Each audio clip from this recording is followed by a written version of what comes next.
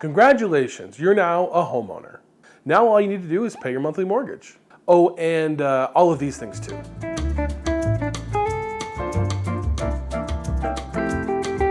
Home ownership is part of the American dream, but for some people that dream can quickly become a nightmare, and that's because of all the hidden expenses that people didn't know that they needed to plan for. In this video, I will give you insights into the expenses that you need to watch out for as a homeowner and what you can do to mitigate the impact of each of them.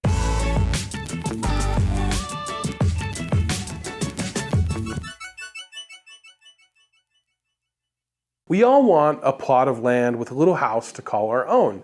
And when you reach that goal, it's a huge accomplishment. This land is mine! Mine by destiny!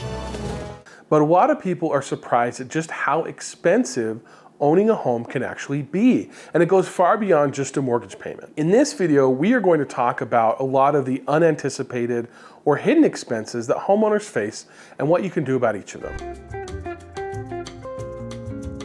The first major expense is home maintenance and repair. Now, if you own a home, you know that something is always breaking. And if you have kids, it's even worse.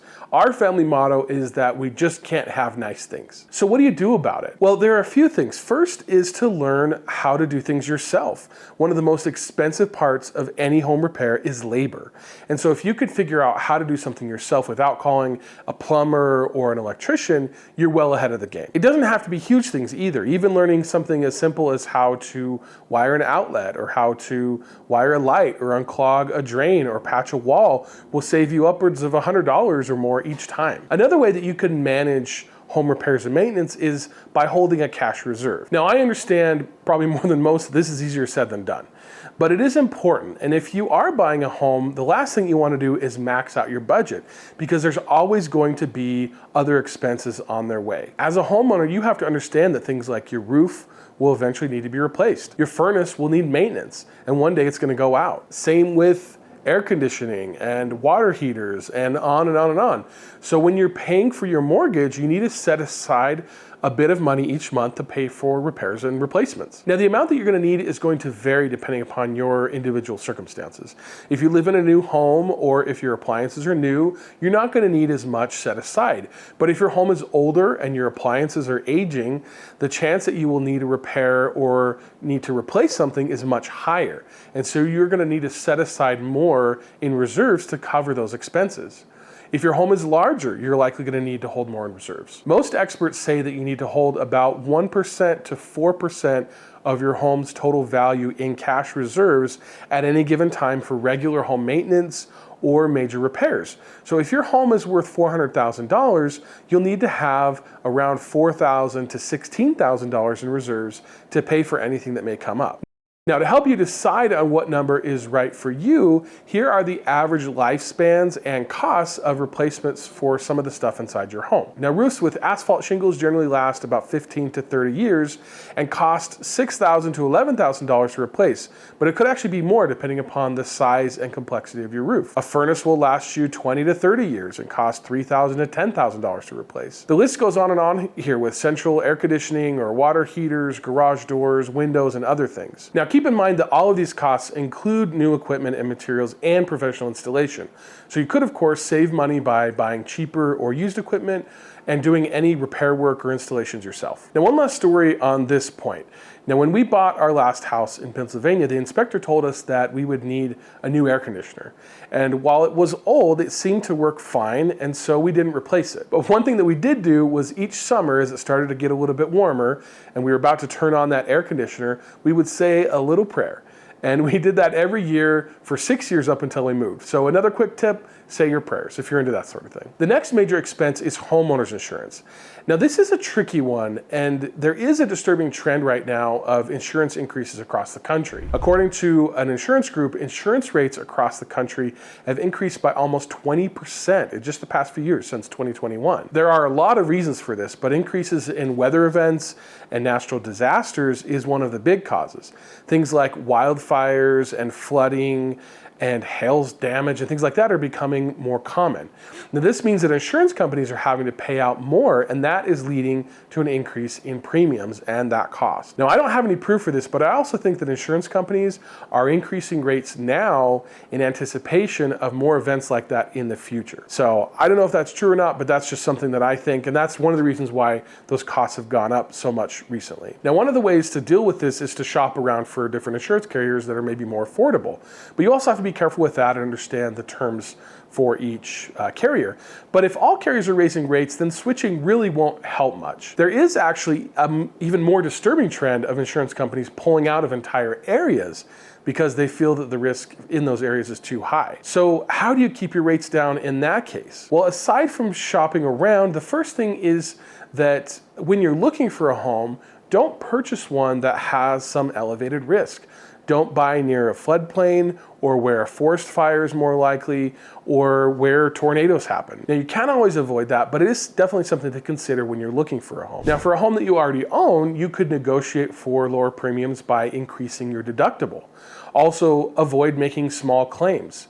If it's something that you can afford to fix yourself without going through insurance, then you may want to consider that, and that may help keep your insurance rates low. At the end of the day though, it's not all within your control. For example, recently a huge hailstorm came through my neighborhood, and we had a roofer come and look at our house, and he said that everything was good.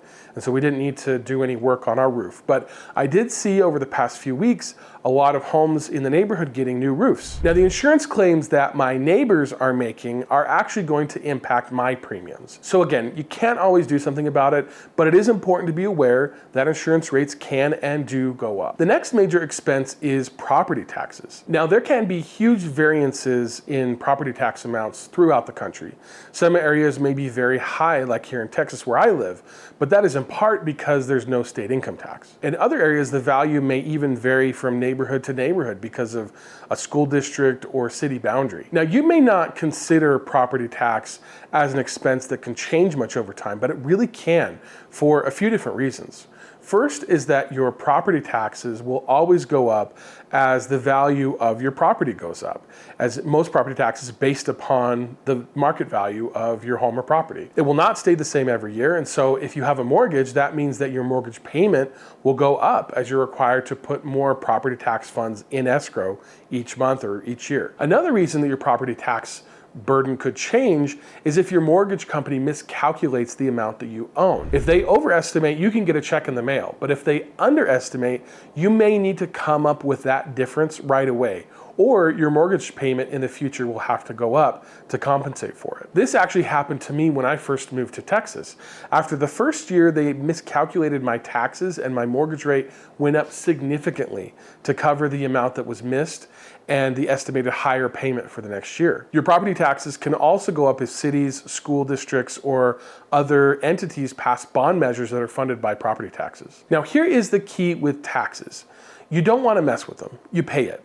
If you don't pay it, the state can come and take possession of your home and sell it out from under you. So you always need to pay your taxes. The key to keeping your property tax low is to ensure that you're getting every deduction that you're entitled to. In Texas, where I live, there are property tax discounts for seniors, for active duty military, for disabled veterans, and for agriculture properties, among other things. And so look into some of those exemptions or discounts and make sure that you're getting everything that you're qualified for. The other key to saving on property taxes is to ensure that your home is being properly or fairly valued so that you're not being overcharged. In most places, it's possible to dispute your property tax valuation if you can prove that it is overvalued based upon comparable properties, or that the condition of your home is maybe much lower than the properties in your area. And if you win your challenge, your tax burden will be lowered. The only other way to really lower your property taxes is to lobby state representatives to make changes to the law. But of course, that's a long shot. Or again, there's bond measures that you could vote against. But a lot of times we like schools and we like to see improvements, and sometimes those bonds are necessary. The next major hidden expense is homeowners associations, or HOAs. Now, HOAs are organizations that are made up of homeowners generally in a particular area. HOAs are governed through bylaws and by a board that is generally made up of homeowners. HOAs have the power to set stringent standards as to the look and feel of a neighborhood, and they can levy fees and fines and can even take possession of your home if you don't pay what's required in the agreement that you signed when you purchased your home. Now, HOAs can vary in their scope, benefits, obligations, and pettiness. And some are definitely better than others. In fact, I would love to hear any of your HOA stories, good or bad. So be sure to leave me a comment and let me know. Sometimes you can get a good laugh out of those. The problem generally with HOAs is that it's becoming harder and harder to avoid one in the US. In 1970, there were only 700,000 housing units in the US that were governed by an HOA, and a lot of those were apartments. Today, it's over 27 million. Which is an estimated 30% of all homes in the country. Most new homes, especially homes in master plan neighborhoods, are subject to HOAs. In some cases, the fees are small and only pay for maintenance of a grassy area or a sign.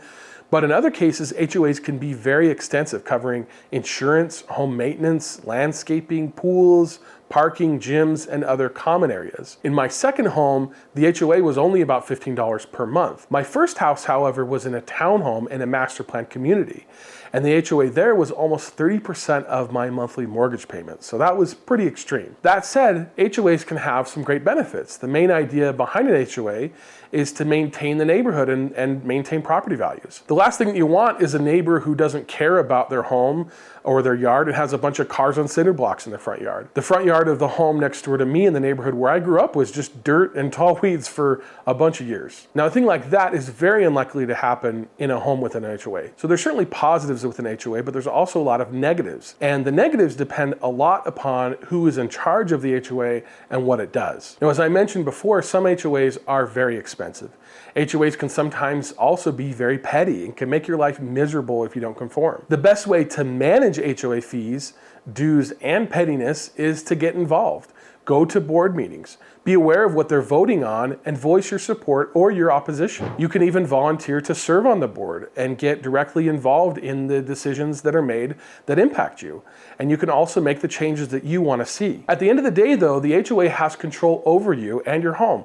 So be aware of what you're getting yourself into. HOA fees tend to stay pretty steady, but there are reasons why they can go up substantially. In some cases, it may be to expand amenities, but in other cases, it may be due to problems within the community. I have a great story on that topic, and I'll share that in another video, but HOA fees can actually go up if there are damages to HOA properties or construction defects or accidents or lawsuits or other things. And in HOA, you're stuck with all of your neighbors. And if you don't like that, then it's best to avoid a home that's in an HOA community altogether if you can. Now, the last major expense that I'll talk about is utilities. These include things like water, electricity, and gas. Again, this is something that new homeowners rarely think about when you're buying a home, but is really important once you're living there. Now, in most places, there are limits to how much utilities can increase over time, but utility costs over the past few years have definitely gone up across the entire country and in nearly every category. Now, if you're in a location that allows you to shop around for utility services, then definitely do that. But there are also a few other ways to save money. One of those is to make sure that your appliances are in good repair. Check for any water leaks, including from sprinklers, and of course, make sure that you keep your thermostat at a reasonable level, both in the summer and in the winter, so that you're not using too much energy. So owning a home can be really expensive. There are constant little repairs, and there's often big repairs that you really need to be prepared for. I think that it happens a lot, especially in this economy where people buy homes thinking that a mortgage is their only cost. That is not true at all. And the stuff that I've talked about here are just some of the major things that could pop up. But I didn't even have time to get into things like yard maintenance or renovations or remodeling.